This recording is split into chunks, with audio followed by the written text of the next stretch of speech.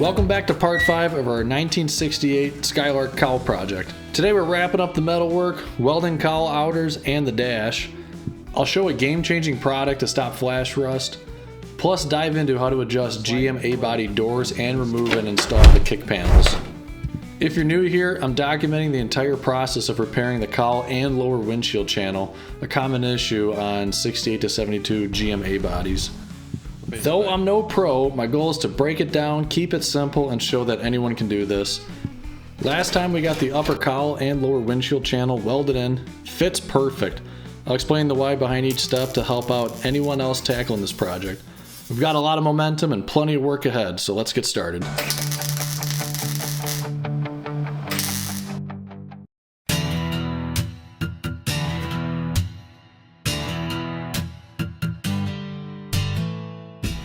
Back out in the shop, working on our 1968 Skylark. I know I'll be epoxy priming the cowl and hinge pillar area, so it's time to get these doors off. Now before you just yank off the doors, check the fit to the quarter and take notes so they can go back in the same spot, assuming the door fit is good. Check flushness, top and bottom, door in and out, and planing. And door gap, top and bottom. Contrast between the top and the bottom would indicate door kick up or sag. Once measured, good to remove.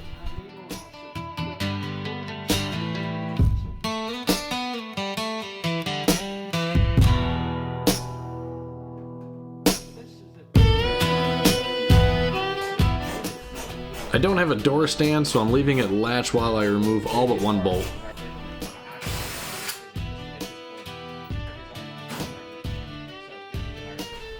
Now I just gotta hold the door with my leg while I remove the last bolt.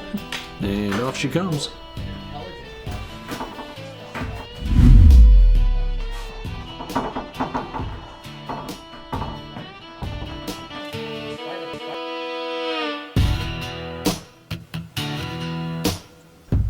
In between filming, I've been wire wheeling and flappy disc grinding the snot out of this whole area in preparation for epoxy and flash rust, and just rust is everywhere, but I got a product that'll make that a cakewalk.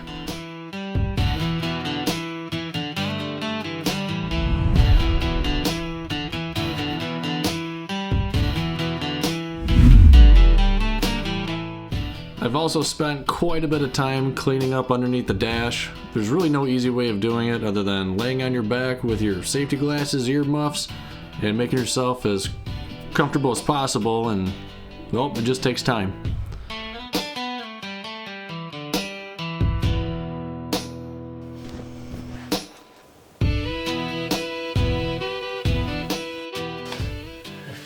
Thought this was notable to show how you can fit the door on this. So check it out. The bolt, when it goes through the hinge, it's actually pretty tight, so there's no slop in the hinge that would allow you to move the door up and down and fore and aft. Where you get your movement is here in the hinge pillar. There's a sliding plate on the inside, or a capture plate. I'm not sure what the technical term is. But that allows you to move it around, and it looks like in here there must have been some sort of sealing material, that way water doesn't creep in there. I will have to figure out, hitting the tripod here, I'll have to figure out what that is, because I don't want water leaks. No bueno. Now you know how a door moves on the hinge pillar on your GMA body.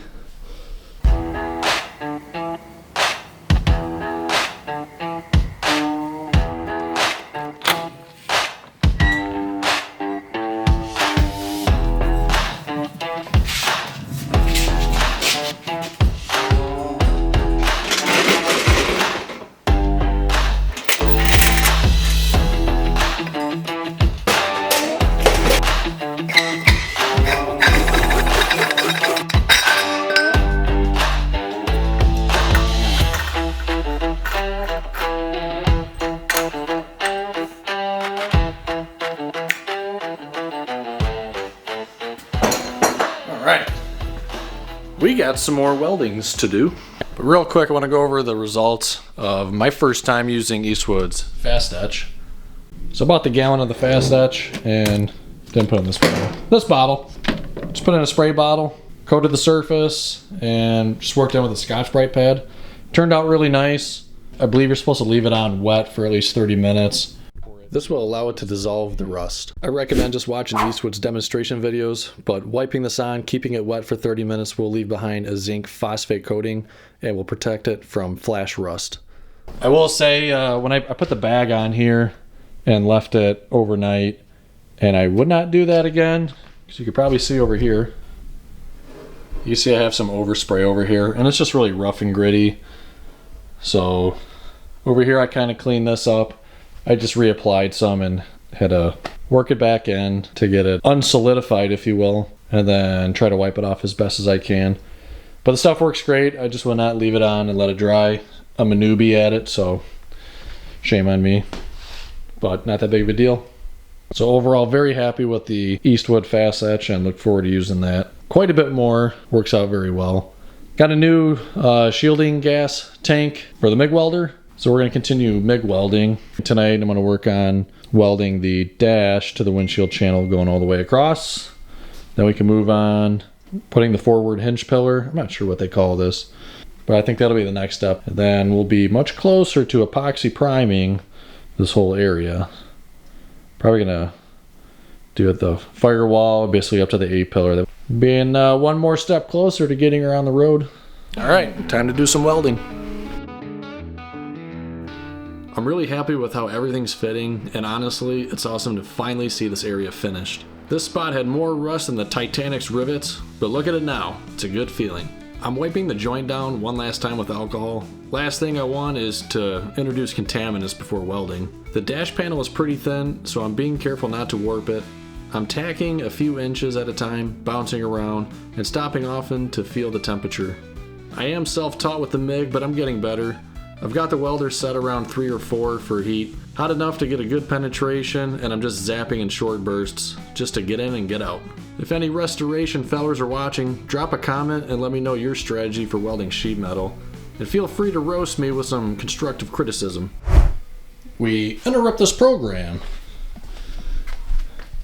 Before I start welding this outer part of the forward hinge pillar, I'm not sure what they call this piece, but it would be nice if I was ready to put this in. That way I can make sure it's nice and sealed, because all the water is going to come draining down.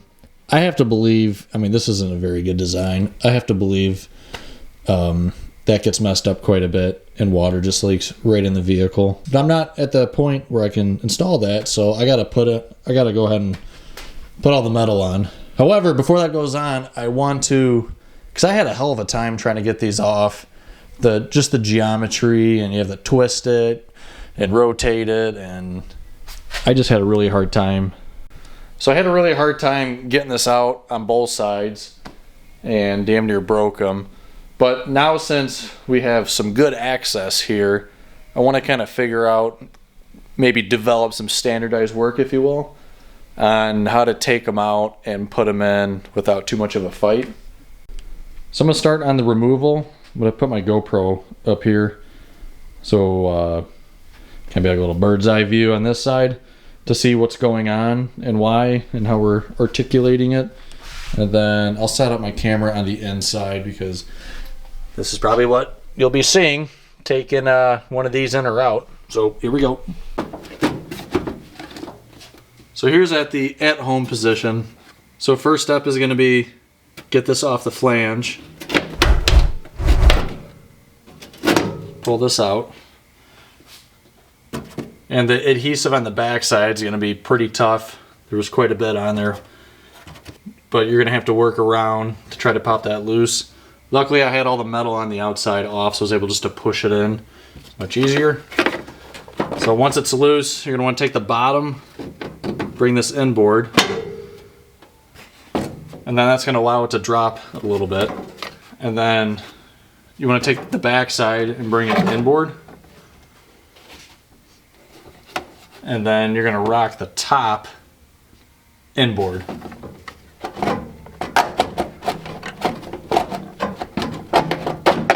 A bit of finesse and comes right out.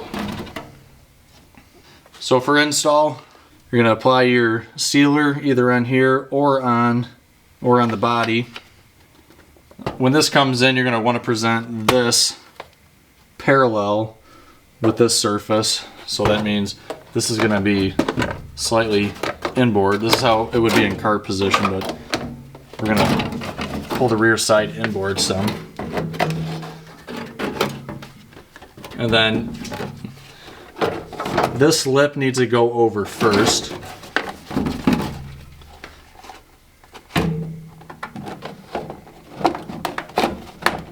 And then as soon as that lip's in, make sure this is not going up on the rocker, otherwise it's gonna start to crash. So you want to keep this down, allow the top to roll in. And then once it's rolling in, then you can swing it around this rear side back outboard. And then get your screws lined up and get this on the flange. Then you're good to go. Pray to God she don't leak. Just a quick note, I have the parking brake, and I honestly forgot what else was up here, but I had to get all of this stuff out of the way to allow room. And as you'll see, there's a lot of cross-car movement, so any obstructions, it's gonna make it very difficult. So parking brake has to come out to get this out. And this should be applicable for any GMA body, most likely from 68 to, I believe, 72. I just had the passenger side, and it's the same steps, but I'm going to demonstrate anyways. Oh, this is for my nose, because I'm not going to remember this. Put your goop on, sealant. So here it is in car position, but I'm going to have to bring the rear inboard. So the face of this is parallel with the hinge pillar. This is going to come in, and then get the bottom lip over the metal. Okay, and then careful to make sure this isn't creeping up here, otherwise this is never going to go in. So the bottom needs to stay off of the rocker. Okay. And then kind of shake it. This kind of fell into place, and then the top will rotate outboard. And then grab the top of the panel and kind of pull it outboard to get it to go underneath the dash, and then the bottom can come up.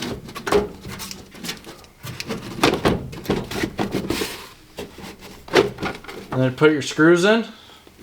Good to go. Alright, I feel a lot more confident after doing that a couple times that I'll be able to assemble that with the outer metal on. It's a lot easier with it without the metal. You can kind of see what I'm doing, but metal's got to go on, so we'll assemble that panel later, but I'm confident we'll be able to put it in successfully with no leaks, hopefully.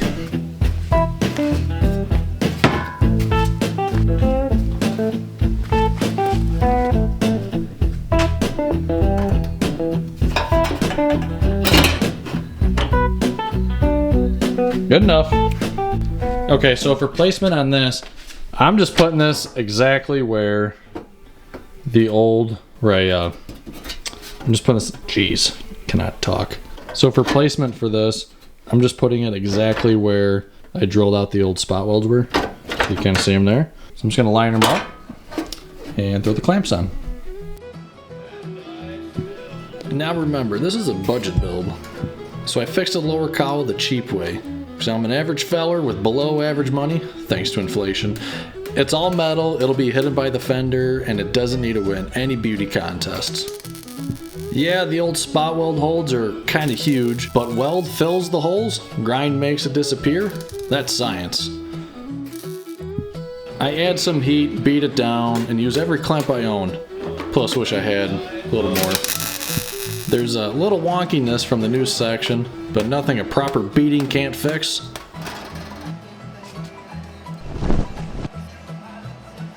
Before tacking, I push and pull until the gaps behave, nothing too precise.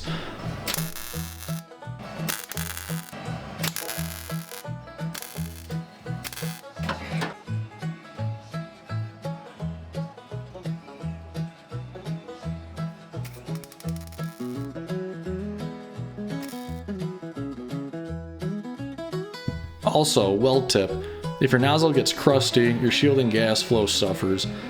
Knock the junk off with a file or pliers or whatever's closest. I'm no welding wizard, but practicing on an old jalopy like this is the best way to get better. If a dull crayon like me can do it, so can you.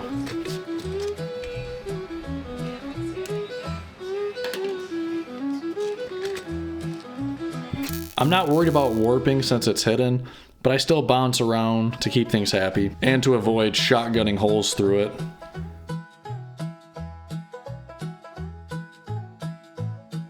And just like that, cowl outers are on, dash is welded, and the cowl fab is done. All those dry fits paid off. Take your time, check your work with the dry fits, and do the basics right. That's the whole secret. If you made it to the end, thanks for hanging out. I hope this video actually helped and didn't just steal 20 minutes of your life. Hit the like if I earned it, no pity likes. And if you've got a car sitting in the garage judging you right now, this is your sign. Go work on it. Progress beats perfect every time.